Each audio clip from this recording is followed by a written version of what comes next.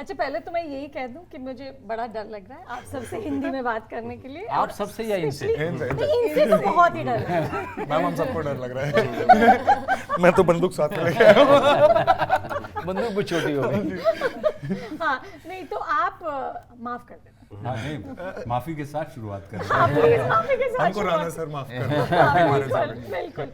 नहीं तो पहले तो ये बताइए कि एक टाइम था जब डाकू हमारी हिंदी फिल्मों के बहुत ही अहम पार्ट थे, लाइक शोले, गंगा जमुना, मदर मेरा गाँव, इंडिया, मेरा देश। मेरा गांव, ये सब डाकुओं की कहानियां थी। और फिर बहुत टाइम के लिए डाकू नहीं दिखे स्क्रीन पर। पान सिंह तोमर लास्ट थी आई थिंक। जी जी तो ऐसा क्यों हुआ? और अभिषेक ये लेके कभी कुछ फिक्र होती है कि आज की जनरेशन कैसे रिलेट करेगी इस फिल्म के साथ? जी अब वो जो दौर था जब डाकू और बागियों की फिल्में चलती थी, वो दौर ख़त्म हो गया ज़रूर। इसलिए भी ख़त्म हो गया, हमारा समाज भी काफ़ी बदल गया। हाँ, बिकॉज वो जिस तरीके के समाज में बन रही थी, वो ग्रीन रेवोल्यूशन के बाद वो फ्यूडल स्ट्रक्चर ख़त्म होने लगे, तो अब ज़मींदार वमींदार ज़्यादा थे नहीं, तो वो डाकुओं का, और डाकू भी 1980 के दशक के बाद से बड़े कम हो गए थे एक्चुअल लाइफ में। इनफैक्ट चंबल में तो काफ़ी टाइम तक रहे, बट बाकी जो देश के हिस्से में डाकू हुआ करते थे, पंजाब में, ये सब तो बहुत पहले ही ख़त्म हो गए। तो इसलिए मेरे ख्याल से वो दौर ही ख़त्म हो गया। जब बैंडिट क्वीन या पान सिंह तोमर भी आई हैं, तो वो चंबल स्पेसिफिक पिक्चरें हैं जो कि बायोपिक्स हैं एक्चुअली। तो जहाँ तक आज की ऑडियंस से रिलेट करने का सवाल था, देखिए ये कहानी के माध्यम से एंटरटेनमेंट तो प्रदान कर ही रही है, बट इसमें ये एक्शन फिल्म भी है। और जिस तरीके से हमने एक्शन करने की कोशिश किया, दिखाने की कोशिश की है, जिस तरीके से हमने सेट पीसेस डिज़ाइन किए हैं, एक बड़ी थ्रिलिंग फिल्म बनाने की कोशिश करी है। और मेरे ख्याल से रिगार्डलेस ऑफ क्या उम्र क्या, आप कहाँ से आते हो, आप जब ये सिनेमा देखोगे तो इसमें ये रहेगा कि आपको at least edge of the seat जिसको कहते हैं, कि आप अब क्या होगा, नेल बाइटिंग वाला जो थ्रिलर का जो मज़ा होता है, वो आपको इस फिल्म में मुझे उम्मीद है मिलेगा। सो तो आप अंदर मैं सेड्यूस ऐसे करना चाहता हूँ आज की जनरेशन को। उसके बाद जो, जैसे हमने पहले भी कहा, जो मुद्दे हैं वो आज के समाज में भी उतने ही अहम मुद्दे हैं। तो मेरे ख्याल से आज की जनता, आज के लोग, स्पेशली यंगस्टर्स, मैं चाहता हूँ ये फिल्म ज़रूर देखें, बिकॉज वो बहुत रिलेट कर पाएंगे इन और दूसरी चीज़ इसमें एक और है कि जो डकैत के बारे में, डाकुओं के दस्युओं के बारे में हम जो एक कल्पना करते हैं, तो हमको लगता है कि सिर्फ लूटपाट का मतलब है। हाँ। जबकि डकैत का जो जन्म होता है वो होता है सेल्फ प्राइड के लिए, आत्मसम्मान के लिए वो खड़े होते हैं, और वो बागी कहे जाते हैं या बागी कहलाते हैं या कहे जाते थे कि किसी न किसी एक वर्ग ने किसी दूसरे वर्ग के सेल्फ प्राइड को हर्ट किया, और उसके रिवेंज के लिए डाकू बना। वो बागी हो गए। उसे डाकू नहीं कहते अपने आप को। हाँ, बागी। वो बागी कहते हैं, Right. विद्रोही, Correct. विरोध, उस रेबल। हाँ। तो इस कारण भी, और दूसरी चीज़ ये है कि अब जैसे फिल्मों के जो डाकू हमने देखे हैं, घोड़ा डाकुओं के लिए सबसे ज़्यादा कमज़ोर कड़ी है। कारण ये है कि आपको बिना आवाज़ के पहुंचना है। अगर कहीं हमला करना है आपको, तो घोड़े की टाप आपको आधा किलोमीटर दूर से सुनाई पड़ेगी। घोड़े की हिनहिनाहट जो है, Right. तो वो उनके लिए सबसे बेकार हुआ करता था। और हमें तो सबसे- लगता है कि हर डाकू का एक घोड़ा होता ही है। तो जो सबसे मुफीद चीज़ हुआ करती थी, वो हुआ करती थी कि हमेशा पैदल ही चला करते थे, Right.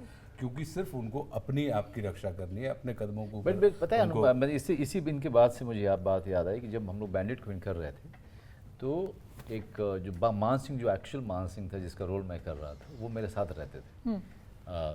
तो उन्होंने बताया कि कोई भी जो डेकॉयस का जो ग्रुप होता है, जो चलते हैं, एक बार जब वो निकलते हैं तो they always walk not less than 20 kilometres एक बार में।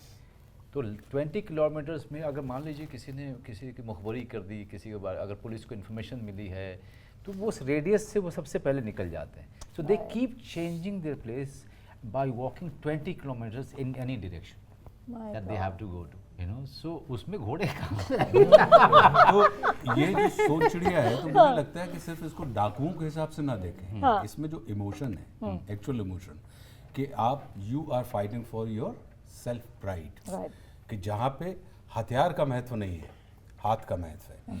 एक बंदूक जब आप डकैत के हाथ में देखते हैं तो हमें डर लगता है, और वही बंदूक जब आप सैनिक के हाथ में देखते हैं तो हमारे अंदर से वो डर समाप्त हो जाता है। लेकिन कभी कभी दो हथियारों की आपस की उपस्थिति, कि मान लीजिए मेरा कैरेक्टर वीरेंद्र सिंह गुज्जर है जो पुलिस में है, तो अब इसकी जो ड्यूटी है वो अपनी ड्यूटी पूरी कर रहा है या उसका इसके अलावा भी कोई और इंटेंशन है? ये जो कर रहे हैं ये अपनी ड्यूटी पूरी कर रहे हैं या इसके अलावा भी इनका कोई और इंटेंशन है? इंटर पॉलिटिकल ये जो सारा जो पॉलिटिक्स प्ले आउट करता है वहाँ पे सोसाइटी में, बागियों के बीच में, all of that, the relationship, betrayal, it is talking about all of that. और वो भी है, और जिस तरीके से होपफुली जिस तरीके से ये कहानी कही गई, जो कहने का अंदाज है वो बहुत कंटेम्प्रेरी है। तो वो बहुत कंटेम्प्रेरी है। वो 60 और 70 के दशक में जो फिल्में बनी हैं वैसा नहीं है, आज का है जो लैंग्वेज, सिनेमा लैंग्वेज। और इसके डायलॉग, जैसे आपको शोले के डायलॉग याद रहे थे, हाँ। ये आप अभी लिख लीजिए, लिख ही जाए। तो इसके सोन चिड़िया के डायलॉग ये रोजमर्रा की जिंदगी में लोगों की जुबान पे आएंगे। वाह, तो क्या मुझे बात लगता है कि किसी भी चीज़ का जो संवाद होता है वो अगर याद रहे तो वो सारी चीज़ ठीक है। और फाइनली ये बताएं कि आप दोनों ने इन दोनों से क्या सीखा? अच्छा, ये बिल्कुल नहीं सीख सकते क्योंकि जब तक हम लोगों ने सिर्फ नाश्ता किया था साथ में, क्योंकि जब मैं आया था और मैं अपना मतलब मैं अनफोल्ड कर रहा था अपने सामान, तब ये पैक कर रही थी, है ना, कि हमारी टाइमिंग बिल्कुल मैच हमने नहीं कर रही ब्रेकफास्ट थी। किया था। लेकिन सर, इस फिल्म के अलावा भी हमने आप दोनों से बहुत सीखा है। फिल्में देख के बहुत प्रेशर था कि यार अब आशुतोष राणा, रणवीर शूरी। भूमि, आप इनके लिए ये कह सकती, लेकिन मैं तो था सीखने के लिए। I like that. आप बताइए आपने क्या सीखा? सबसे पहली बात तो मतलब मैं आशुतोष सर को जब सेट पे देखती थी, वो अपना मस्त, मतलब उनका शॉट हो ना हो, अपनी कुर्सी के साथ उनके आसपास उनका टीम रहती थी और वो ऑब्जर्व कर रहे हैं सबको, एंड वो बहुत ऑब्जर्व करते थे और उनको सबके दूसरों के एक सीन में एक दूसरे इंसान का डायलॉग उन्हें याद रहता था, क्या होने वाला है, पूरे दिन का शेड्यूल, वो इतने अवेयर थे कि वो मेरे साथ बहुत रह गई बात। और जब वो अपना एक चीज़, अगर मैं टेक्निकली बोलूँ तो जब मैं इनको सीन करते हुए देखा था, जो वो जिस तरीके से वो अपनी आवाज़ को अपने किरदार के लिए यूज़ करते हैं, आई वॉज लाइक वाह। ऑब्वियसली इनकी फिल्मों में भी हमने देखा है, लेकिन स्पेशली गुजर के लिए इन्होंने इतना क्वर्क डाल दिया है वीरेंद्र सिंह गुजर में कि मेरे लिए फिल्म का मज़ा इनसे आ रहा है। मुझे बहुत मैं बहुत एक्साइट होती थी जब मुझे पता चलता था कि आज सर हमारे साथ शूट कर रहे हैं। नहीं, मैं एक चीज़ यहाँ पे जोड़ना चाहता हूँ युवा पीढ़ी के लिए जो एक्टिंग सीखना चाहते हैं या कुछ भी सीखना चाहते हैं। युवा पीढ़ी सर, विषम परिस्थितियों में मैं हिंदी का उपयोग कर रहा हूँ। अब मैं नर्वस हो गया। लेकिन ये एक चीज़ है जो मैं सीरियसली सबसे शेयर करना चाहूँगा, क्योंकि मैं थोड़ा सा लकी रहा हूँ पिछले कुछ सालों में, क्योंकि मैं बहुत न्यू कमर्स के साथ काम किया। तो मैं देखता हूँ कि जब एक फिल्म मेकर न्यू कमर से बात कर रहे होते हैं तो सबसे ज़्यादा ज़रूरी क्या होता है किसी भी न्यू कमर को वो समझने के लिए। सो मुझे ऐसा लगता है कि ये समझ उतनी ज़्यादा प्रॉब्लम वाली बात नहीं होती, टूल्स जो यूज़ करते हैं, स्किल्स उतनी बड़ी प्रॉब्लम नहीं होती, वो बेसिकली थोड़ा सा अटेंशन का कमी है। अगर वो सुन लें तो बहुत कुछ हो जाएगा। और ये बहुत ही ऑब्जेक्टिवली मैं देख रहा हूँ, तो मेरे लिए बहुत सीखने वाली बात है। तो जो मैं कर रहा था was to just pay attention। मैं चौकन्ना था, मैं, और ये मेरे कैरेक्टर का भी एक हिस्सा है, तो वो लेकिन मैं चौकन्ना था और मैं चुपचाप सुन रहा था। यही करने से मुझे भी नहीं पता मैं कितना कुछ सीख गया हूँ, लेकिन अब मैं ज़्यादा कंफर्टेबल हूँ एज एन एक्टर। आप बोलें तो मैं अब ज़्यादा कॉन्फिडेंटली अटैक कर सकता हूँ किसी भी चीज़ को। तो मुझे लगता है कि ये सबको याद रखना चाहिए कि we just need to listen and listen, pay attention basically. एक चीज़ और जो अभिषेक ने हम सब के अंदर जनरेट की, जो मुझे लगा कि जो मैं सीख के आया, वो ये कि हम अक्सर परफेक्शन के लिए काम करते हैं कि परफेक्ट हो।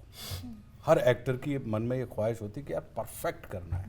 जो इनके साथ काम करके मुझे समझ में आया, वो ये समझ में आया कि परफेक्ट नाम की कोई चीज़ नहीं होती, करेक्ट होती है। कि परफेक्ट के चक्कर में मत पड़िए, करेक्ट के चक्कर में पड़िए, और आप देखेंगे कि करेक्ट करते करते आप परफेक्ट ऑटोमेटिक। क्या थैंक यू। सर धीरे धीरे बताएंगे क्या नहीं करना है, क्या नहीं करना है। करेक्ट। तो अब जैसे इन लोगों को अगर आप किसी भी उस फिल्म में देखेंगे, तो एक जो चीज़ एक दर्शक के तौर पे मुझे लगती है वो ये है कि परफॉर्म करते हुए कोई नहीं दिखेगा, सब बिहेव करते हुए दिख रहे हैं। Yeah, सही बात। सो दे आर बिहेविंग। राइट, तो जब आप उस चीज़ को व्यवहार का हिस्सा बना लेते हैं तो वो अपने आप में बड़ी आनंद देने वाली है। लेकिन मैं आप इनसे पूछ रही थी कि इन्होंने क्या सीखा, लेकिन मैं सच में कहूँ कि प्रोमो में कुछ शॉट देखे मैंने भूमि के, मतलब मुझे इतना बढ़िया लगा। मैं एंड जब आप देखते हैं कि आपके कोई एक्टर जब आपके एब्सेंस में कुछ काम किया है एंड यू फील कि यार मुझे होना चाहिए था वहाँ पे, यू नो कि such a fantastic shot she has given. She is born and you know brought up in Bombay, correct, और जाकर के इस तरह के शॉट देना इतनी बिलीवेबिलिटी के साथ में। एंड सुशांत को मैं तो हमेशा देखता था, मैं हमेशा अपने बगल वाले को कहता ये पागल है पागल है। मतलब क्या है अनुपमा, मुझे ना पर्सनली जो मुझे क्या अच्छा लगता है, मैं शुरू से थिएटर जब से कर रहा हूँ, मुझे कम टैलेंट चलेगा लेकिन लेजी एक्टर नहीं चलता, Correct. लेजी आदमी नहीं चलता। करेक्ट, वर्क एथिक होना चाहिए। नहीं मतलब और कोई ह्यूजली टैलेंटेड लोगों को मैंने देखा है, इन्होंने भी देखा होगा थिएटर के समय में, hugely talented, much more talented than anybody that you know in the periphery, but laziness के चक्कर में वो टैलेंट वहीं रहा। पर जितने लोग गधे की तरह काम करते रहे ना, they polished themselves, they evolved as human beings, as performer, and this is what a great quality about him, you know. This is what I was observing about him, that कि ये घोड़ा है, मतलब ये एकदम से लग जाता है काम पे। और ऐसे लोग बहुत, ये लोग फेल नहीं हो सकते। हार्ड वर्क कहते हैं कि एक कहावत होती है कि हार्ड वर्क कभी फेल नहीं होती है, ये कहने की बात है, लेकिन हार्ड वर्क करते कितने हैं ये करते कितने हैं जहाँ पे आप खून पसीना बहा रहे हैं अपना। तो I think this two guys who are sitting here are actually example for the new generation कि आपको हार्ड वर्क करना है। You know, information is not everything. Information जो है एक क्लिक गूगल पे करेंगे मिल जाता है, लेकिन eventually you will have to experience it, and experience करने के लिए हार्ड वर्क करना पड़ेगा। लवली बहुत बहुत शुक्रिया, एंड ठीक ठाक ही हो गया।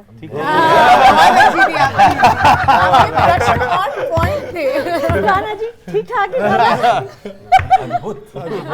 चलिए इस कॉम्प्लीमेंट के साथ अब मैं आगे बढ़ूंगी। Thank you. फिल्म कंपेनियन का संस्करण आप देख सकते हैं, लेकिन इसके लिए आपको नामांकन करना